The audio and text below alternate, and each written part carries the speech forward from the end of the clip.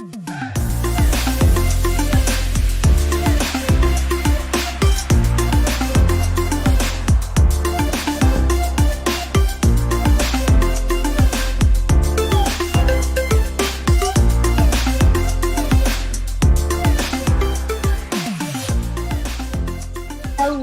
everybody. Welcome to Now and Them, episode 8. I'm Julia Jornsay-Silverberg, and I am joined by my amazing co-host, Andres Medina. And this is our monthly live show where we bring you behind the keyboard to talk breaking news in social media and share tips and tools that help you become a better digital marketer, all while having a lot of fun, because our goal is really to be a voice and a sounding board for social media account managers. We want to remind you that you are not alone in the wild world of social media that is constantly changing. So think of this as your monthly laugh and learn. Are you ready to kick it off this month, Andreas?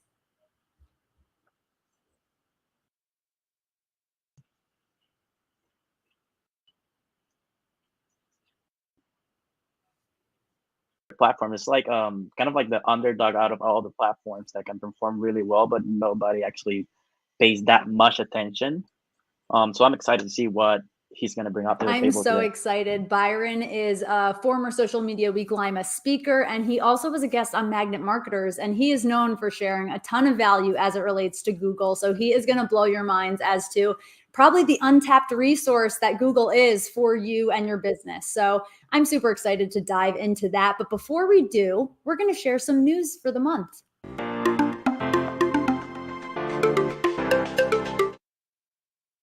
So the first news story, we have to say it, but we're not going to talk too much about it because this is kind of a story that we're going to just need to wait and see as it develops and in terms of kind of what it means. But big news we can't miss. Elon Musk bought Twitter. So that's our first news story. We felt like we had to mention it, but we have a different Twitter news that Andreas is going to share that we feel like is a little more worthy of conversation. So yeah, thank you for that. And yes, I'm not actually surprised that Elon bought Twitter, but we'll see what's going to happen there. But the latest update that I saw on Twitter, that I don't have the feature yet, but they're testing it out, is that you have the option to add a GIF, an image, and a video into one single tweet. So different media options.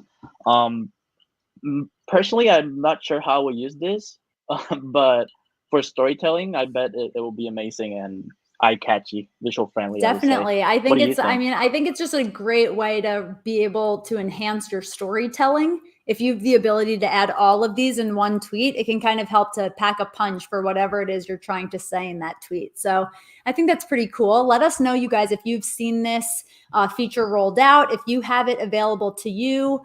Our next news story that we have, we're going to pivot over to Instagram. A report recently found that hashtags actually don't significantly increase post engagement on Instagram. And I think this is super interesting because this is actually something that we have started to test around as a team at Now Marketing Group. I've been testing it around on my personal account, on our Now account, on Jessica's pages. And I'm definitely seeing there are some posts where I'm using no hashtags and I feel like I'm getting way more reach and engagement. So Andreas, I'm super interested as to what you're seeing and what you think about this news story. So I think I'm pro hashtags, I would say, but not that many, if that makes sense. So I believe I saw a TikTok the other day of how the algorithm works, that if you have too many hashtags, the algorithm would not know who to feed your content to. But if you have like about 2 specific hashtags, that will feed your content, is going to have an actual impact on your engagement or reach. So I've been testing it out too, like adding hashtags to even my stories, see how much of difference it is. But I only get about probably 40, 50 more reach where with no hashtag. So definitely something to keep an eye on. But I would not say do not use hashtags. I would say use limited hashtags specific to what your target persona or audience is. Yes, that's such good advice. And then I have another news article for Instagram. They actually launched a live test of pinned posts on users' profile. I feel like they're just copying what TikTok is doing now, where people can probably attach their or pin their most watched reel or their photo with the most engagement to the top of the page. Would you be using Oh this my feature, God, Julia? totally. I can see every personal and business brand taking advantage of this feature because if you have a really good, like, kind of get to know me, get to know what service or product my business or just about me as a person, this is a great kind of piece of content that you're going to want to pin that then your audience can read and get a sense of immediately whether you're the kind of account that they want to follow. So I think that so many people will love this feature. I haven't seen it yet, but I'm super excited to see this roll out. And just want to shout out our audience. Kara, thanks for tuning in. I saw Tim. I saw Jennifer in the comments. So just have to say thank you guys so much for being here. We absolutely love having you here. And if you guys have questions for Byron, start throwing them our way. If you have any questions specifically about Google for your business, we would love to ask him live when he comes on in a little bit. So moving on to our next, oh wait, no, Andres, you're going to tell us about our next Instagram news. No, that was it, the pin post one. Oh yeah. Okay, sorry. Quick, I have a very quick thought of how you can use pin posts as a business. Oh, okay. So, for example, I have a client that they do have Instagram as part of their plan. I manage their Instagram, and they have monthly deals. And I think that pinning that post instead of like having it getting lost between all the posts, just to have the special deals pin at the very top, I think that would be ideal for a business. So there's a way, quick tip, to use a pin post once there's release for everyone. I love that. I love that idea. Love that so much. And Chad, thanks for putting up that next news story before. So our last Instagram news today is Instagram is testing 90-second reels, which again, I mean, it's kind of like in a similar fashion in the sense of Instagram doing this pinned post thing. Instagram is all about copying what they're seeing TikTok doing. So now you can make like 3-minute TikToks.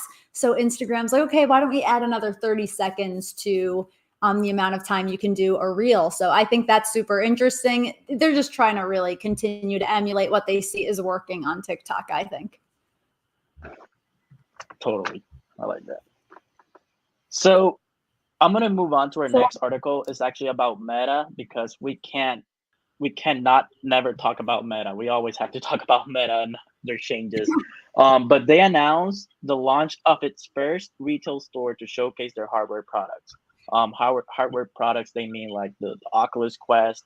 I'm guessing they have the Facebook Ray-Bans collaboration sunglasses in there and all of their physical products. I think it will be kind of nice to have like a physical store where you can go to like an employee and ask them like, hey, how do I use this? Like, train me on how to use my Oculus. How do I get into the virtual world? So having an actual person to talk face to face, I think it's going to be a huge plus for Meta. Totally. I think this will be really interesting. I will be very surprised to see whether this is actually something that ends up being profitable for them. I don't know how many people are going to be like visiting this space and buying these products, but I'm super excited to kind of see how this evolves and where they start to open up these locations.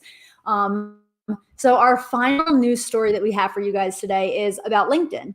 And LinkedIn is actually seeing record levels of engagement, meaning that this is absolutely the time if you as just an individual or for your business, if you have not been active on LinkedIn, if you've not been tapping into everything that LinkedIn has to offer, now is the time to do it because of these record levels of engagement. So you have the ability to drive more awareness on LinkedIn than you probably do on Facebook. And good news for you guys is mark your calendar for June 2nd, because next month we're going to be talking all about LinkedIn with Judy Fox. So it's perfectly timed. If we're seeing record levels of engagement, you guys are going to want to make sure that you're tapping into it. So I'm already excited for next month. So moving on to some shout outs. It's time for shout outs.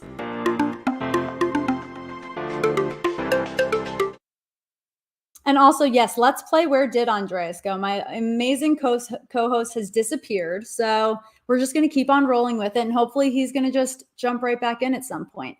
But you guys know we love shout out time. This is when we shine a light on you guys. We give some shout outs. We want to know if you guys have anything that you're celebrating, because as a team, we are celebrating a few things this month. We have Kara and Olivia, who are both celebrating their now-anniversaries. So that is super exciting. So happy now-anniversary, ladies. I absolutely love working with the both of you guys. They are both account managers, just like Andreas. And also, both Jacqueline and I are celebrating our birthdays at the end of the month. Jacqueline and my birthday are literally 3 days apart. So I am super excited to celebrate my birthday on May 30th, on Memorial Day this year. And I am so excited because honestly, right after my birthday is Social Media Week Lima. You guys, our annual conference is coming up. It is June 15th and 16th. We still have tickets available, but they are selling out because it's happening so soon. We have an incredible lineup this year of more than 30 amazing speakers. And the man behind this show, the guy who makes you all laugh, Chad, is our MC for the conference. So we are just so excited. We have so many incredible opportunities all around our theme of co-creation this year. But rather than me go on and on about the conference, I'm just going to let you guys see how amazing the conference really is. Social Media Week Lima. I am so excited. Your message is bigger than your product. What are they connecting with about us as a brand? What is our message that they're aligning with?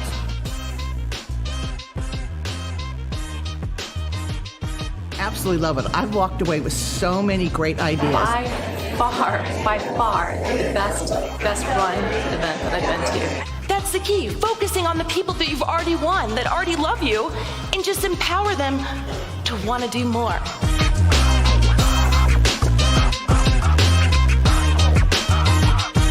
Events like this really give us the opportunity to come together, to meet, to make connections, to build relationships that we can take forward and use 365 days a year.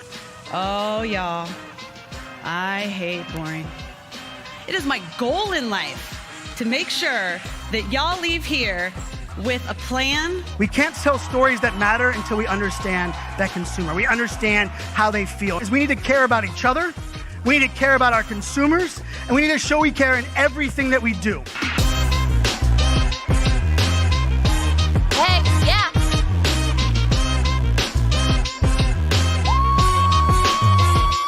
You are worthy of the challenge of being an entrepreneur. You are worthy of making the world a better place.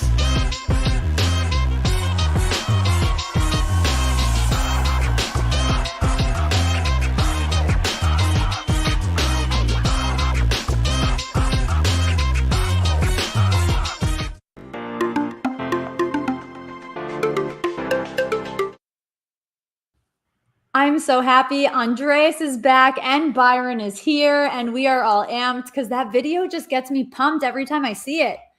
Oh, I have the goosebumps too, Kara. You guys too. Welcome, Byron. I'm so happy. I can't wait to see everyone. I know. Byron, I'm so happy that you're here. Thank you so much for taking some time to hang out with us. Before we dive into our questions, tell me just a little bit about you and how you got into Google in the first place. What got you into Google? When did you start getting into Google? Tell me a little bit about it. Sure, definitely. So my name is Byron Ingraham. My agency is called Azure Media. And that journey to get into Google started taking place a couple of years ago, right around when Facebook decided to essentially gut the advertising system. I thought, well, this is good for businesses because they're relying on that. So what is it that consumers are doing? And I just thought about, well, I just started asking around, and everyone I talked to was something similar. Like, oh yeah, I just go into Google and would say, oh, pizza near me, or whatever they're doing. It was a basic search term. And that just got me thinking, I wonder how many consumers are doing this exact same thing. And that's how it began, and realizing that the difference between how people are buying is on social media, it's more of the influence. You know, you're creating these ads, you're creating campaigns to constantly expose your message. So you have to influence them by, so you're getting in front of them long before they're making a buying decision. But when you're found on Google, you're putting yourself directly in front of the people that are looking to buy it right now. Because think about it, if you're searching for tacos, since it's Cinco de Mayo, so why not it be? Yes. What are you going to do? You're not going to go into Facebook and say, hey, does anybody know where there's some tacos at? And you get 1,000 different responses when your stomach's saying, hey, feed me. You're just going to go, like, good tacos near me or best tacos near me, and you're going there. Yep. So that's I love really it. into it. I love it. So explain a little bit about like Google and the evolution of the platform for our audience, just so that we can kind of set the stage for why this is so important for business. Like you kind of explained it, but give us a little bit more of a sense of, because like this is still relatively new when you think about like, social media in the grand scheme of marketing, right? Social media and digital advertising is still kind of new in terms of marketing as an industry. Sure, definitely.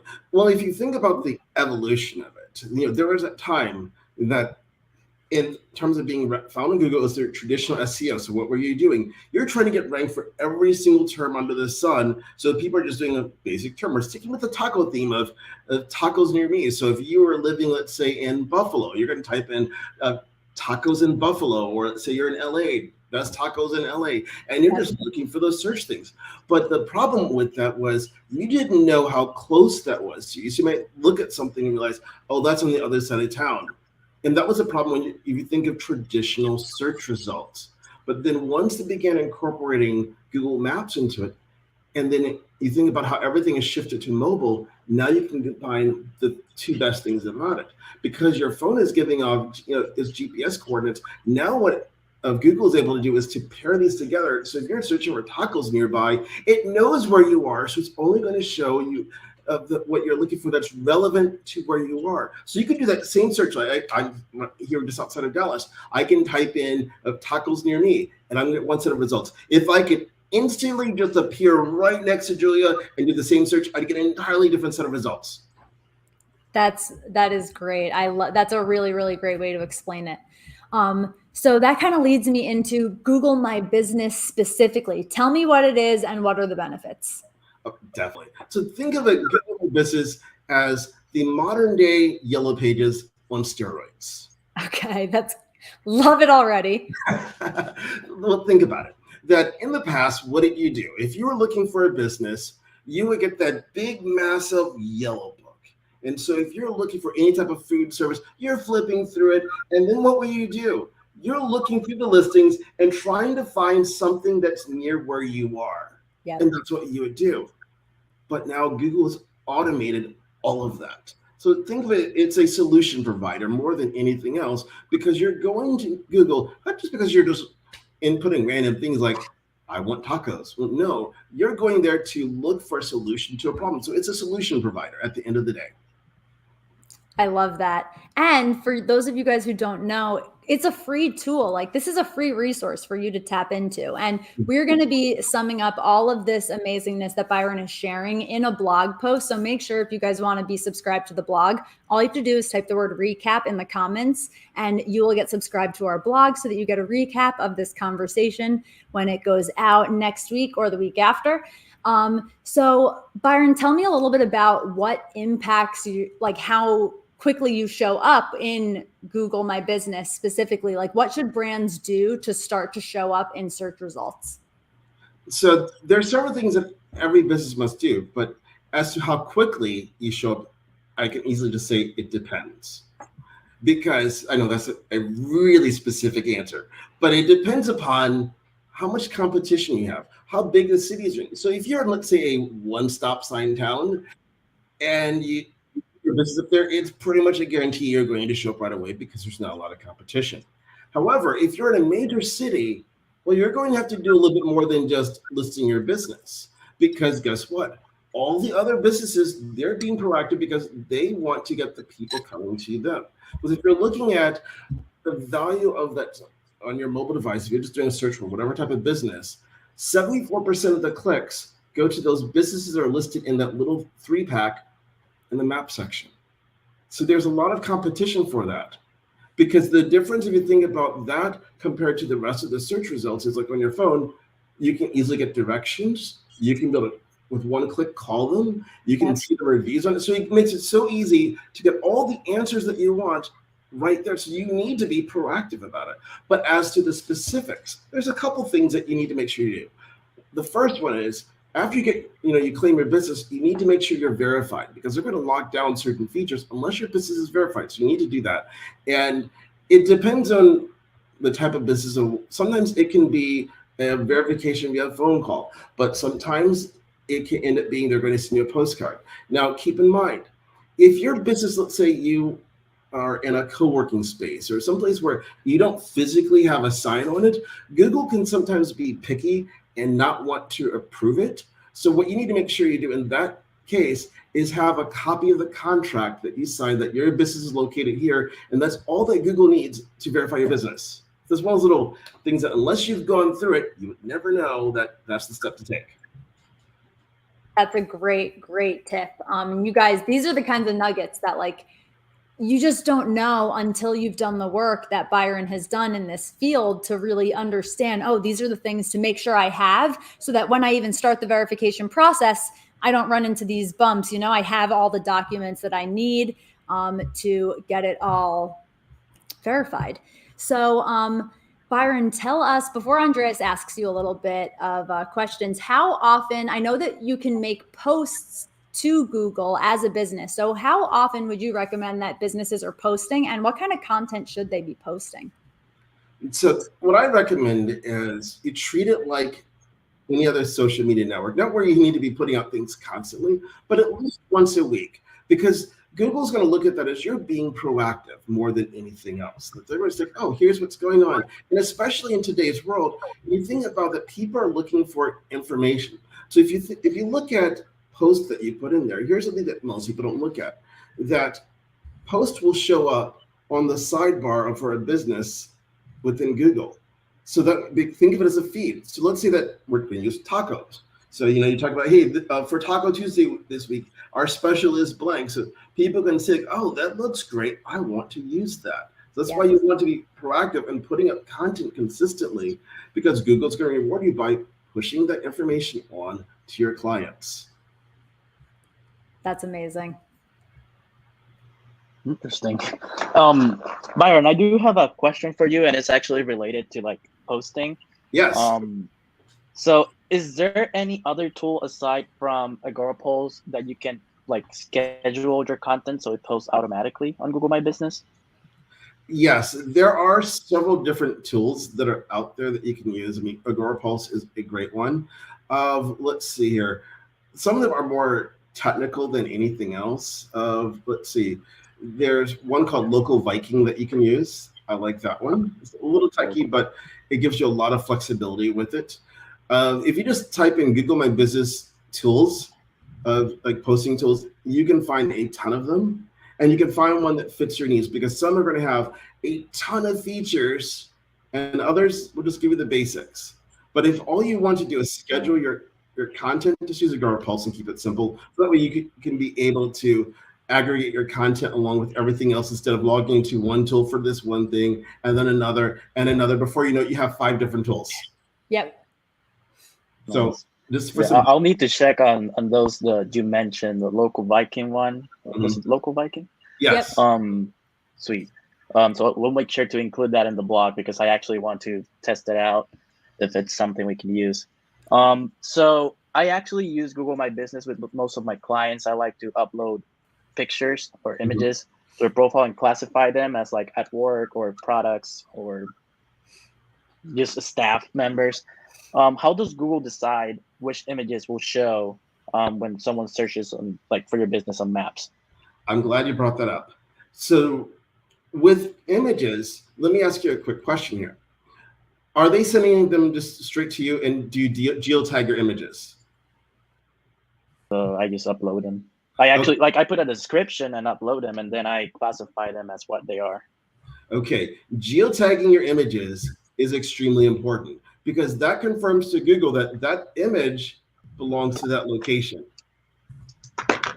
That's something you want to do. So an easy way for a business owner to do that is, it's really simple. You take the pictures with your phone, because we'll automatically add the geo coordinates to the image. That's the simplest way to do it.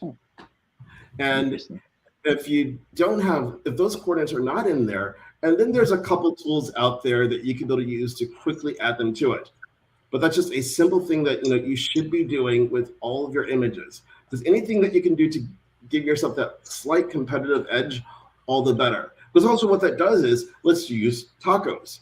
If you're putting in there, let's say you have the a file optimized for best tacos in Buffalo. Well, then if people are searching for that, that's one more thing that can pop up in search for your business. Because you take an extra step to optimize the image. And it takes all of like 30 seconds to do. Yeah, so it's like something easy to do, yet so important. Like it's gonna have a huge impact. I bet. Exactly. Interesting. I had no idea about that term, geotagging. That see, I learned something new. I hope everyone's learning something new today out of this live show. Oh, and then there's another part to that. Not in addition to geotagging it, what you want to make sure that you do is add the tags for the location inside of the photo, as well as description, because you can put all that information into the photo. A lot of times people just go, I'm just uploading it. Well, no, put that stuff in there. Got it. See, I'm going to test that. I'm going to go back after the show and see. Can I edit those after they're uploaded? Oh, no. Once they're there, they're there. So the simplest thing to do is replace it. Replace it. All right. So good to know. Replace it. Great. Okay, so yeah, this is great stuff here. Like I feel like I'm learning and not like interviewing. That's the best. That's why we do this. Yeah, for real. So my next question, where do businesses drop the ball when it comes to Google My Business? Where do they fail most of the time? One of the biggest things that I see businesses doing is they don't turn on the chat feature within Google My Business. Because if you look at a lot of people today, they're not picking up the phone to talk to a business, they're sending a message. So because this way they don't have to get on the phone, they just want to have a quick question like, hey, what time are you open to? Or I have a question about this. I see this with people all the time. And that's how they're closing business. Totally. I actually, one of my clients receives a lot of messages asking for like quotes and stuff. And it's super easy for me to respond if I just downloaded the Google My Business app, which is super handy when it comes to responding to reviews and messages, which reviews also impact your SEO, right? Yes, reviews is extremely important. And that's the other area where people drop the ball at, because people just think like, oh, I don't need to, but let's look at it from another perspective. How many times have you bought something on Amazon based on that one product had more reviews than another? Oh, all the time. The same I trust thing what people saying on Google My Business. So it might seem like, but that's extra work to get those client reviews, but that will be the one thing often enough that separates someone choosing you versus someone else. Like, well, that person has like 500 reviews. That other one must have, let's say they had 10. Just based on that alone, which one would you go with? They could be equally as talented, but because that one has 500, just automatically assume, yeah, I got to go with that one. Yeah. It literally just builds trust to your brand, I guess. Right, your business. exactly. And a simple way to get the reviews, if you have already gathered the emails from your clients, go to a website. It's called whitespark.ca. And they have a free tool there where you can easily create a link for your Google My Business to generate reviews. So you just craft a simple email and you send it out to your database saying, hey, we're going to be doing let's say a drawing for a $25 gift card to Starbucks if you leave us a review. And that way it gives people an incentive to do it. Otherwise, you're like, oh, I'll do it later. But if you give them a little bit of an incentive, they go, well, shoot, I go to Starbucks anyway, so why not? That way you get a nice little boost to your reviews. Awesome. That's great stuff. I also noticed like they have like a little tab in the Google My Business homepage. And actually I made a TikTok for the Now channel about this, that Google provides you a link for reviews, like directly, like you can share with your customers or clients. Yes. I just like using the one from Whitespark because it's so easy to find. Because sometimes Google, they move things around. You have to dig around for stuff. So it just makes it super easy. Awesome. I'm gonna try that with all my clients now. Yeah. So my very last question before we wrap up and go to the game time. If someone could take just one step today to dive more into Google, what would you recommend they do?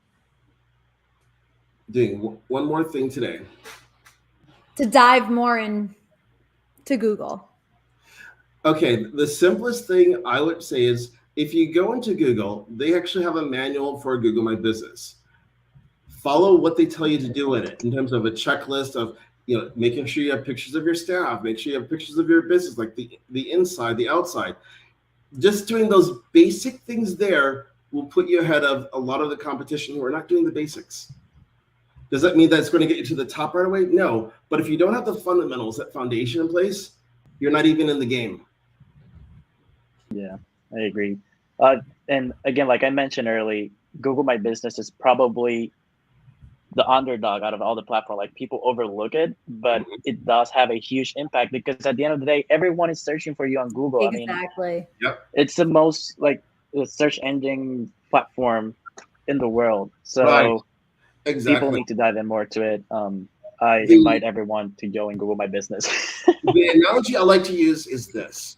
If it's 3 a.m. and your toilet is erupting like a volcano, you're not going into social media to find a plumber. You're going straight to Google and go with whoever's at the top and whoever can get there right away. Yep. Exactly. I like that. I like that analogy. Exactly. Well, Byron, this has been so much value. I'm so psyched. You guys definitely make sure to type recap so that you get the blog post with all of these tips because you guys are going to want to make sure to dive into all of this for your business. So let's play a game, shall we? Yes, let's play a game.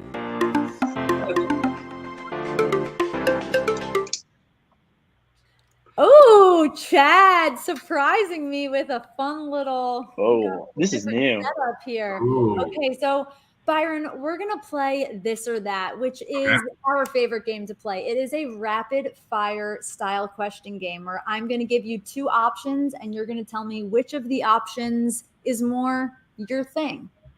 Okay. Are you ready to play This or That? Is there a choice? Not really. Not really. All right, let's do it. Okay. So we're going to start off simple. Sunrise or sunset? Sunrise. Okay. Sneakers or dress shoes? Sneakers. I don't know why I thought I would think dress shoes. Yeah. Coffee or tea? Tea. What kind of tea? Chamomile. Nice. Airplane or train? Airplane. And dogs or cats? Dogs. Can you flip your camera? I know you mentioned you've got an angel dog with you. We're big dog people at now and AK in life. It's like, who isn't a dog person? Now one of them is pet friendly. Oh my God, look at that. Oh my gosh. Hello, pretty girl. Oh my gosh. What's her name? What's her name? Her name's Luna. Luna. Andreas and I at the exact same time. That wasn't planned. Hey, Luna, we want to know, those of you who are watching, what is your pet's name? Pop it in the comments below. And we want to know if you're more a dog person or a cat person. I'm going to assume we get a lot of dog comments, but I'll be curious. I'm a dog person right here. So we are going to shift over to our get to know you questions. We're going to ask you some different kind of questions. So first I'm going to ask you a few, then I've got a few for Andreas, and then Andreas has a few for you. So my first question for you is, if you could have dinner with anyone, dead or alive, who would it be and why? Okay. Anyone dead or alive, I would choose Nikola Tesla. Simply because a lot of the ideas that he came up with were ahead of his time. So I'd be curious of all the things that you've heard about. Well, that's great, but I want to know stuff that no one knows about. What impact would those things could have had today? I love that. That's great. Okay. So, and you guys share your answer in the comments too. I'm super curious as to who you guys would have dinner with. And I loved, Olivia, I love that you call yourself Tater Bucket. It actually cracks me up. If you guys have been watching the show, you fully understand the context of that joke. Byron, what is your favorite song and why? Favorite song? Oh, wow. That's a tough one. I know. I mean, like Tater Bucket. Let's see. Favorite song? Well, You've got time. Yes. I think it's. There's so many different ones that are out there. But I would say out of all the ones I can think of, it would be Lose Yourself by Eminem. Okay, I'm so curious as to why.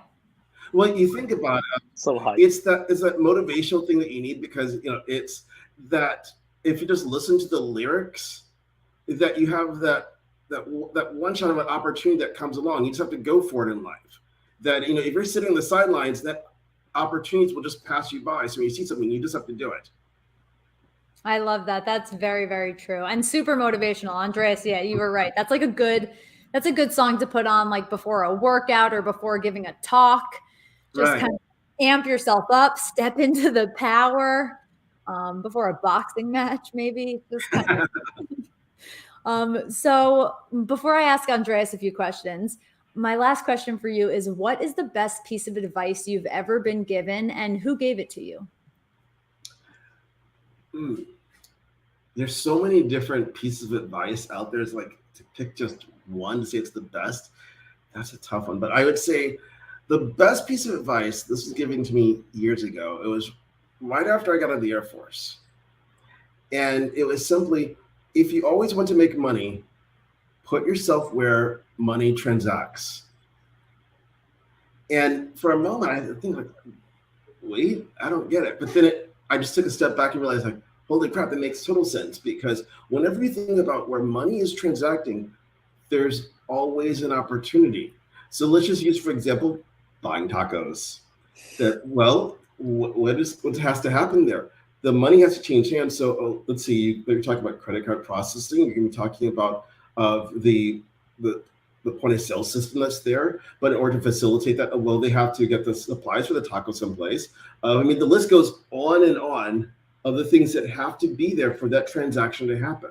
Mm-hmm. So once you position yourself in that capacity, you'll always be able to earn a living. I love that. I'm also so hungry for tacos now. It's actually a crime. You're welcome. Yeah. Thank you. Except for like, no, thank you. Because the thing is like trying to get any kind of Mexican food on Cinco de Mayo is like kind of a nightmare. So now it's like, now I'm going to have this huge hankering for tacos and not be able to get the fix unless I decide to make them at home. You see, that's why I live in Texas, because there's no shortage of tacos. Yes, I hear that. So I have a few questions for you, Andreas. My first question, because I haven't even asked you this and I'm so curious, what is your favorite highlight from our team trip to San Diego going to Social Media Marketing World? Okay, so aside from all the great learning and just networking and meeting a bunch of people that I admire because I saw them while I was training for now, or like while I was getting a certification or something, seeing them in person, actually like give a handshake to people that I admire, I follow, it was a great experience. But my favorite part of the whole, like all the talks and stuff, it was the intro, with the Matrix intro. Like I thought that was hilarious. I just loved it. That's great. I also loved that and also thought it was very hilarious. So my other question for you is, what are you most looking forward to doing this summer? Aside, Lima doesn't count. We're also excited for Lima in June. But aside from our conference, what are you super excited about this summer? So I'm actually trying to plan a trip with my cousin, either like in between July, August, and September. So I'm anxious to see where we're going. We don't know the destination yet, but maybe Travelzoo would pick that place for us. We don't know. But I'm excited to have like a trip with just my cousin, just a boys trip. So let's see how that goes. That's so fun. I love that so much. So okay, so actually, yeah, I have a quick couple of questions for Byron. I know Julia asked you some questions, but I do have some of my own too.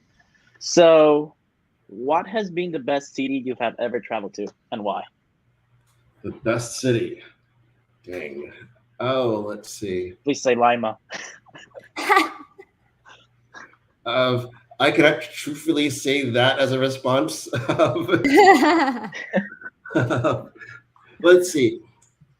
There's so many different like amazing cities I've been to, but I would say one of my favorite out of them all was Amsterdam. Yeah, mainly because like the food was amazing and getting around in the city was extremely easy. You had the public transportation, but if you want to, you could be able to jump on a boat on one of the little canals in the city, and it was just super friendly. So there's so much history there.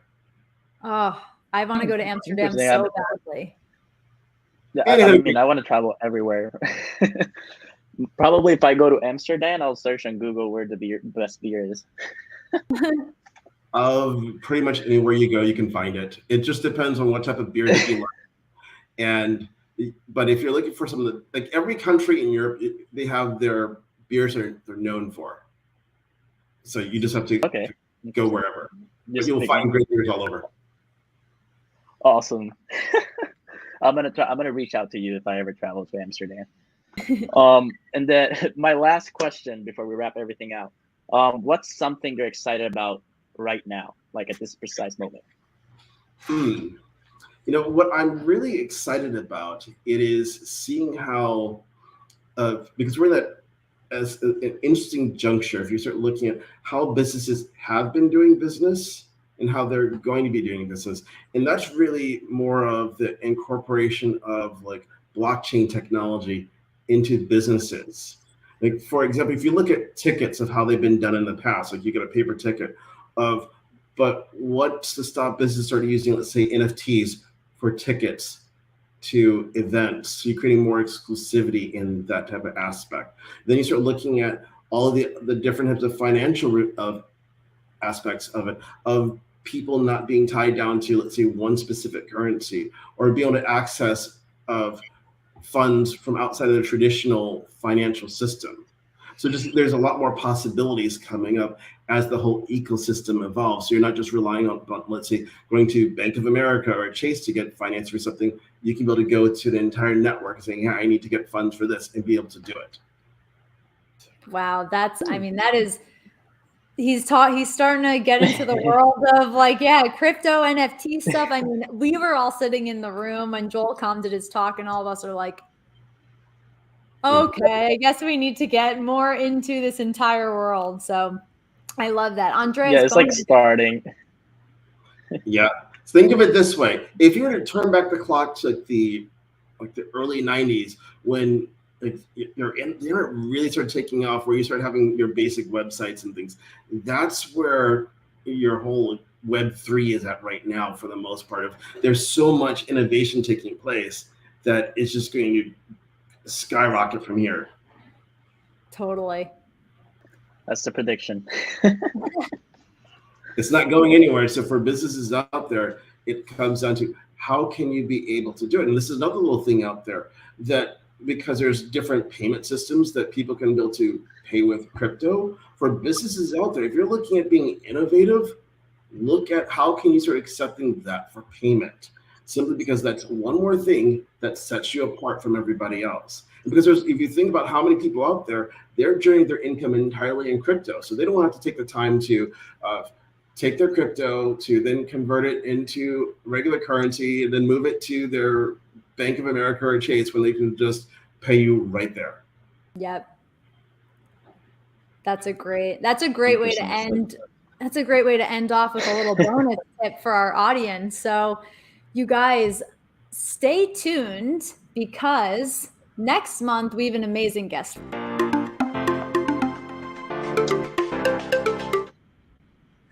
So we dove into Google and everything that Google has to offer you this month. And next month, we're going to be doing the same thing, but all about LinkedIn. On June 2nd, we are going to be bringing the amazing Judy Fox on, who is also going to be speaking at Social Media Week Lima. And Judy's going to be sharing all about LinkedIn and really giving a whole bunch of value and advice on how you can make sure that you are tapping into LinkedIn and everything it has to offer your business. Yeah, find out what the Fox really says.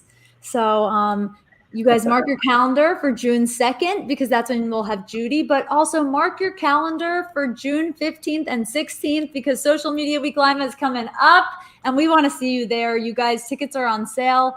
You don't want to miss out. We have so many exciting things planned this year. So I just can't wait to see you, Andreas, in a little bit more than a month. And thank you, Byron, so much for coming on. This was so much fun. Definitely. Glad to be here. Thank you guys so much for watching, and we'll see you next month.